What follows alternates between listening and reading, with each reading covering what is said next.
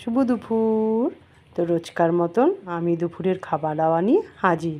তো চলো দেখে নিই আজ কি কি রান্না করেছি।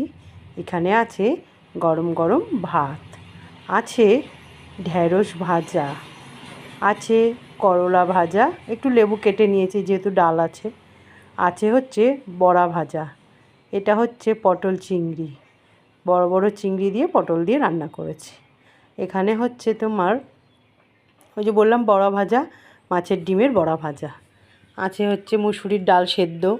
আমার ঘরেতে আবার ফোড়ন দেওয়া ডাল খুবই কম খায় সবাই, তাই এখানে হচ্ছে ডাঁটার চচ্চড়ি, আলু দিয়ে, কুমড়ো দিয়ে, বেগুন দিয়ে ডাঁটার চচ্চড়ি। এখানে হচ্ছে মাছের মাথার কালিয়া, এর মধ্যে মাছও আছে 3 পিস। আর এই যে মেয়ের জন্য বেড়ে নিলাম খাবার। তো চলো আমরা এখন খেয়ে নিই, তোমরাও সবাই খেয়ে নিও। তো আমার এই ভিডিওটা কেমন লাগলো জানিও।